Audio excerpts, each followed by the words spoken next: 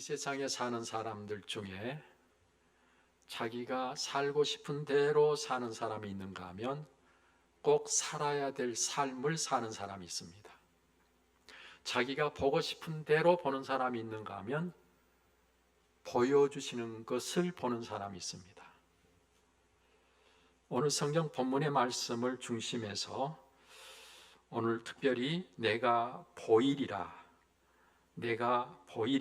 라고 말씀하신 이 말씀을 제목으로 해서 함께 말씀을 나누겠습니다.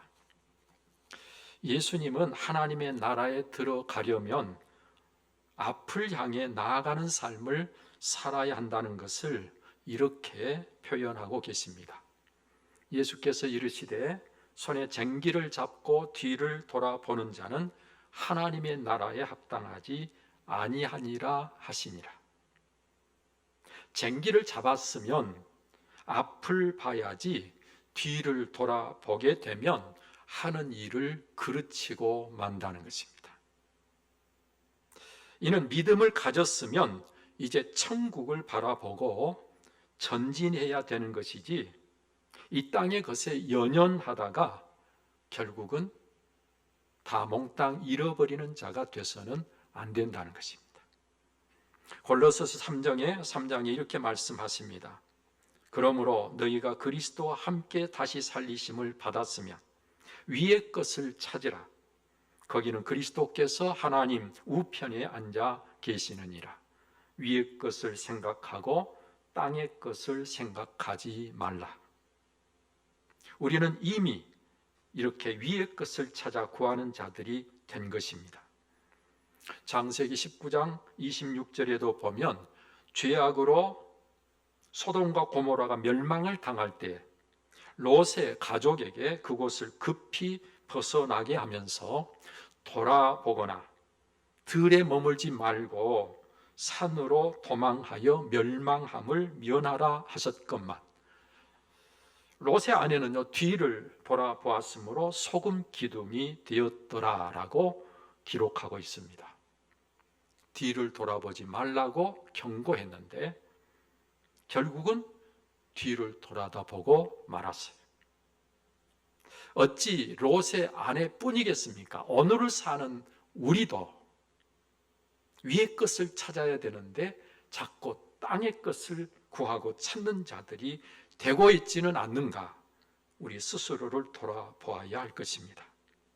여러분, 이렇게 뒤돌아보지 말고 앞을 향해 나아가야 하고 그러기 위해서는 앞만을 보아야 하는 것이죠. 그리고 목표를 분명히 하고 나아가되 그 목표에 이르기까지 구체적으로 장래의 상황을 내다보아야 앞으로 발을 내디딜 수가 있는 것이지요. 여러분, 이렇게 구체적으로 장래 상황을 내다보는 것을 뭐라고 하는 거 아니? 비전이다 그러는 것입니다.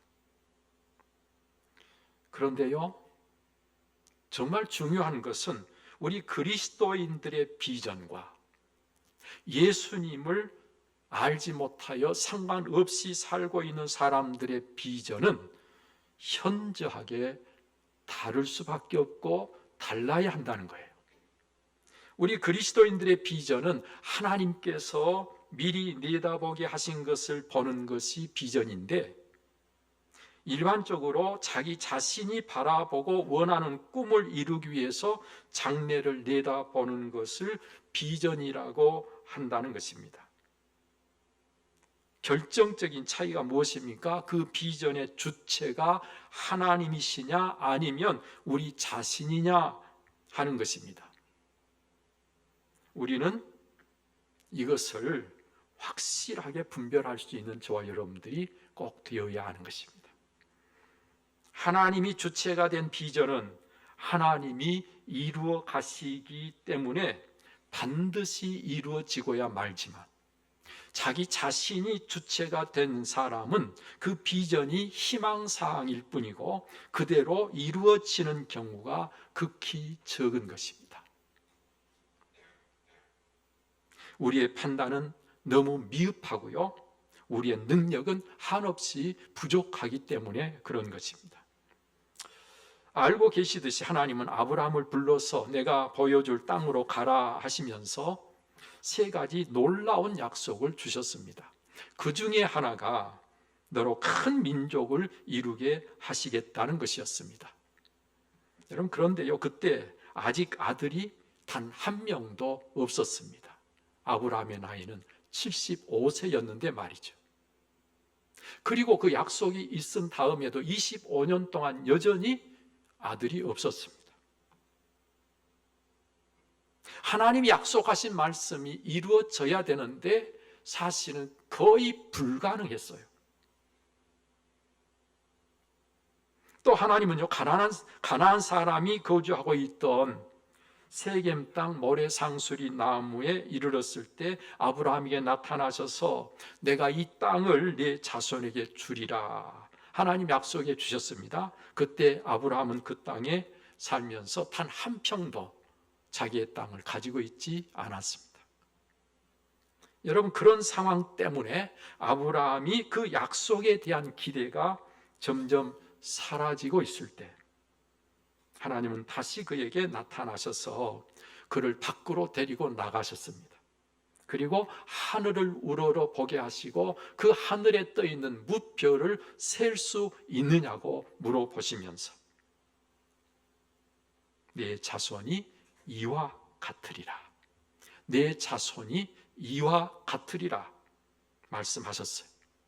하나님이 큰 민족을 이루게 해주시겠다는 그 약속을 이제는 무별을 보면서 다시 그 비전을 갖게 해주신 것입니다. 여러분, 또 아브라함이 조카 롯과 분가할 때에도요, 조카에게 먼저 선택하여 가라고 이야기를 하자 그 조카는 더 좋은 쪽인 물이 넉넉한 요단 지역, 특히 멸망받기 전에 소돔과 고모라 지역을 선택해 갔습니다. 양과 같은 짐승을 치는 사람의 입장에서는 물이 풍족하고 목초지가 잘 형성되어 있는 지역을 선택해 간다고 하는 것은 너무너무 필요한 일이고 좋은 일이 아닐 수가 없습니다. 근데 조카 롯이 조금도 양보함이 없이 자기 좋을 대로 선택해서 갔어요. 그런데 이것을 보신 하나님께서 아브라함에게 말씀하십니다. 너는 일어나 동서남북을 바라보라. 그리고 그 땅을 종과 횡으로 걸어보라고 말씀하십니다. 내가 그것을 내게 주리라. 아브라함의 자손에게 주실 땅을 하나님은 바라보게 하시고 그 땅을 직접 걸어보게 하시면서 그 땅에 대한 비전을 갖게 주신 것이죠. 여러분, 이렇게 하나님께서는요, 아브라함에게 친히 비전을 갖게 주셨습니다. 그런가 하면 이스라엘 백성들에게도 하나님은 비전을 갖게 하시죠. 그들에게 가나안 땅을 약속하시고 마침내 모세를 보내셔서 그 땅을 차지할 수 있도록 그 땅으로 이끌어 가십니다. 여러분, 이때에 그 땅을 젖과 꿀이 흐르는 땅으로 바라보게 하셨지요. 그들이 가게 될 땅, 그 땅을 하나님은 미리 젖과 꿀이 흐르는 땅으로 바라보게 하시고 비전을 갖게 주셨습니다. 그리고 마침내 하나님 그 비전대로 가나안 땅을 그들에게 주셨던 것을 봅니다. 여러분, 다윗을 또한 생각해 볼까요? 다윗은 사무엘을 통해서 하나님께서 이스라엘 왕으로 기름 부어 주셨습니다. 그런데 여러분들이 잘 아시는 대로 그 기름 부음을 받을 그때에 사울의 왕권은 여전히 기세를 떨치고 있었습니다. 그래서 사울 왕은 자기 아들 요나단이 물려받을 왕위를 다윗에게 빼앗기지 않으려고 다윗을 제거하기 위해서 여러 차례 시도를 했습니다. 그러나 그는 성공하지 못했지요. 여러분, 이와 같은 상황에서 다윗은 사울 왕을 2번이나 죽일 수 있는 절호의 기회를 갖습니다. 그럼에도 불구하고 그는 그 사울 왕에게 결코 손을 대지 않았지요. 이는 하나님이 자기에게 기름을 부어 이스라엘 왕에 대한 비전을 갖게 하셨으니 그것을 자기가 아닌 비전을 갖게 하신 하나님이 이루셔야 한다고 생각했고, 또 그렇게 이루실 것을 믿었기 때문에 그때를 기다렸던 것입니다. 그때를 인내로 참고 기다렸어요. 철저하게 하나님 중심의 삶의 태도를 가진 다윗이 이 비전을 이루어 가는데도 하나님 중심으로 반응하고 있었다. 우리는 그것을 유념해서 보아야 될 필요가 있는 것입니다. 신약 성경에서도 보면 예수님께서 제자들을 부르실 때 앞으로 되어야 할 상황에 대해서 미리 말씀하시고 비전을 주십니다. 그것이 바로 나를 따라오라. 내가 너희를 사람을 낚는 어부가 되게 하리라 말씀하셨죠. 하나님은 제자들에게 그들이 단지 입에 들어가는 물고기 정도를 잡고 사는 삶이 아니라 이제는 사람을 낚는 어부가 되게 해주겠다. 그리고 예수님은 아브라함에게 하늘의 별을 보여주며 내 자손이 이와 같으리라 라고 말씀하신 것과 같이 말씀에 순종할 때요, 고기를 두려워할 만큼, 그들이 두려워 떨 만큼 많은 고기를 잡게 하심으로 순종하여 따르기만 하면 이렇게 많은 사람을 그들이 하나님께로 돌아오게 하는 삶을 살게 될 것임을 그 수없이 많은 물고기를 보면서 보게 하시고 비전을 갖게 해주신 것입니다.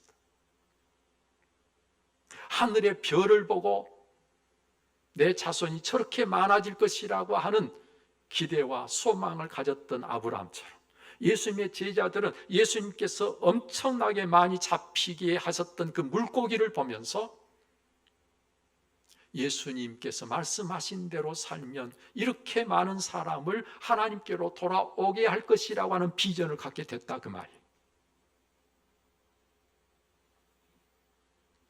마가복음 9장에 보면요, 예수님께서 내가 진실로 너에게 이르노니 여기 서 있는 사람 중에서 죽기 전에 하나님의 나라가 권능으로 임하는 것을 볼 자들도 있느니라. 이 말씀을 하셨는데 이 말씀을 하시고 엿새 후에 예수님은 베드로, 야고보, 요한이 세 제자를 데리고 따로 높은 산에 오르셔서 그들 앞에서 변형되신 모습을 보여주셨습니다. 변형되신 예수님의 모습이 얼마나 황홀할 정도로 멋지든지 베드로가 헛소리를 했어요. 네? 제정신이 아니어서 예수님의 모습이 너무너무 깨끗하고 너무너무 밝고 세상의 그 어떤 빛으로도 그 빛과 비교가 안 되는 그런 빛으로 옷을 입으신 예수님의 모습을 보고요, 너무너무 좋았어요. 너무너무 행복했어요. 너무 황홀했어요. 그래서 베드로가 헛소리를 한 게 뭔가 하니 여기 초막 셋을 지켰다. 자기가 하고 있는 말을 무슨 말을 하고 있는지 모르고 그 말을 했다고 성경은 기록하고 있습니다. 여러분, 이 변형되신 예수님의 모습이 바로 우리가 구원받아 갖게 될 모습을 예수님께서 미리 보여주신 것입니다. 이것이 바로 앞으로 되어질 상황을 보여주신 비전이었다, 그 말이에요.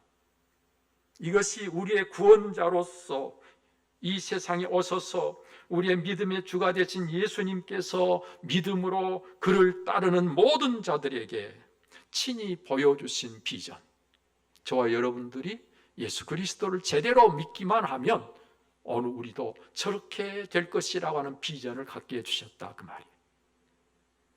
여기 오늘 성경 본문 말씀에서도 보면 유대교의 열심이 아주 특별했던 사울이란 청년이요, 부활의 주님을 만나서 새롭게 변화받는데 그 새롭게 변화받은 내용의 후반부의 내용이 오늘 본문 우리가 함께 봉독한 말씀입니다. 아주 강력한 빛으로 임하셔서 말씀하시는 예수님 앞에서 눈이 멀어버렸던 사울, 사람들의 손에 이끌려서 다메섹으로 들어가 사흘 동안 보지 못하고 먹지도 못했다고 성경 기록하고 있습니다. 그때 하나님께서 아나니아라고 하는 제자를 불러서, 예수님께서 이를 불러서 그에게, 사울에게 가라고, 가서 안수하여 그의 눈이 다시 보게 하라고 말씀하셨습니다. 예수님이 직가라고 하는 거리로 사울을 찾아 가라 하실 때요, 아나니아는 이미 알고 있던 사울에 대해서 부정적인 말을 하면서 그에게 가고 싶어 하지 않는 태도를 보였습니다. 그때 예수님께서 말씀하시기를, 가라, 이 사람은 내 이름을 이방인과 임금들과 이스라엘 자손들에게 전하기 위하여 택한 나의 그릇이라. 그가 내 이름을 위하여 얼마나 고난을 받아야 할 것을 내가 그에게 보이리라.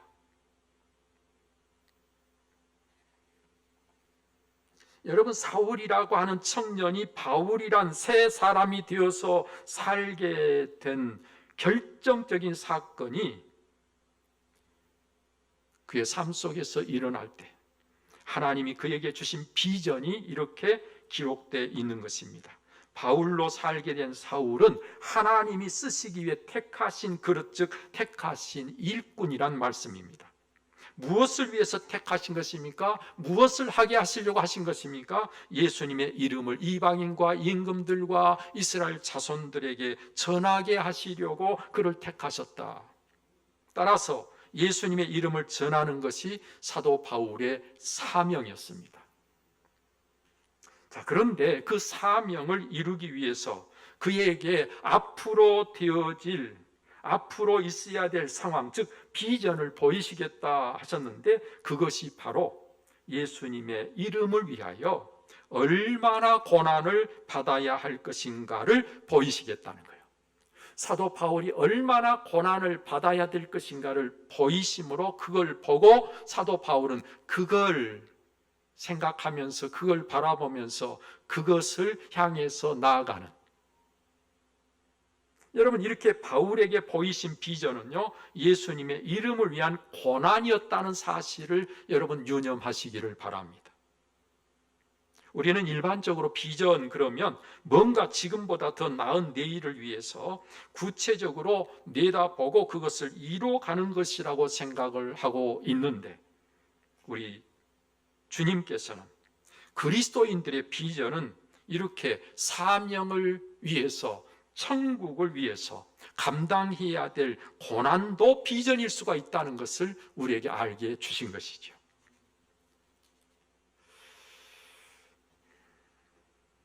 여러분, 하나님께서 내게 미리 보여주시는 것이 무엇이든, 내게 미리 보여주신 그것이 앞으로 내가 그렇게 될 것인데, 그것이 무엇이든 우리는 그것이 우리의 비전인 거라, 그 말이에요.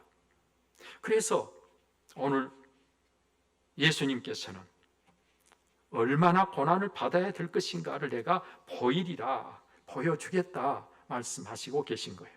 사랑하는 성도 여러분들이요, 여러분들은 어떤 비전을 갖고 오늘 살고 계십니까? 하나님께서 나를 이끌어 이루시려고 미리 보이신 비전이 과연 있기나 한 것입니까? 예수 그리스도 안에서 거듭나서 새로운 피조물이 되었다면, 내가 꿈꾸고 내가 이루려고 했던 목표와 그에 따른 비전이 역시 새로워져야 맞지 않겠습니까? 여러분, 이렇게 새로워져야 오늘 우리가 새로운 피조물이라고 말할 수 있지 않겠어요? 어떻게 새로워져야 되는가? 그것은 하나님이 약속하신 것을 따라서 그것을 이루기 위해 하나님이 보게 하신 것을 미리 보는 자로 달라져야 된다, 새로워져야 된다, 그런 말씀이에요. 여러분, 우리 하나님은요, 약속으로 또 사랑의 줄로 그리고 성령의 도우심으로 우리를 이끌어가고 계십니다. 그 약속이 우리의 소망이 되고 우리의 사명이 되고 우리의 비전이 되는 것입니다. 그것이 그리스도인의 삶인 것입니다. 그러므로 이제 우리는 모든 것이 내가 중심이 아니라 예수님이 중심이 되도록 이 모든 것을 다스리고 계시는 주인 대신 하나님이 약속하시고 하나님이 이루시려고 하는 것이 무엇인가를 확실히 알고 그에 따른 비전을 보이시는 대로 보아서 그것을 향해 나아가는 여러분들, 그리고 제가, 그리고 우리 모두가 되어져야 할 것입니다. 내가 바라고, 내가 꿈꾸며, 내가 목표를 정하고, 내가 보고 싶은 것을 보며 그것을 비전으로 갖고 그것을 또 내가 이루기 위해서 달려가는 삶을 거듭나기 전 옛 사람으로 살 때 모습으로 정말 옛 일이 되어버리도록 하시고요, 이제는 우리는 새로운 비전을 가져야 되는 것입니다. 정말 삶의 목표도 비전도 완전히 주님 중심으로 바뀌어야 하는 것입니다. 새로워져야 하는 것입니다. 이것이 없을 때 우리는 한 평생을 열심히 살았다 할지라도 그 삶이 사실은 의미 없는 헛된 삶이 되어지는 것입니다. 하나님이 보여주신 것을 비전으로 삼고 살지 아니하면 우리는 현 상황에 매몰되기 쉽고 앞으로 나아가야 하는데 실제로는 한 발자국도 제대로 나아가지 못하고 비틀거리는 신앙인이 되기가 쉽습니다. 자전거를 타는 사람은 자전거가 앞으로 나아갈 때만 서 있는 것입니다. 만약에 오늘 우리가 앞으로 나아가지 못하면 흔들리고 비틀거리고 결국은 넘어지고 마는 것이죠. 사랑하시는 여러분들이여, 하나님이 친히 보이심으로 장래 이루어질 상황을 비전으로 갖고 미리 보았기 때문에 본 그것을 향해서 얼마든지 당당하게 힘있게 열심히 나아감으로 하나님이 원하시는 사람으로 오늘을 살아가는 여러분들이 꼭 되시기를 바랍니다.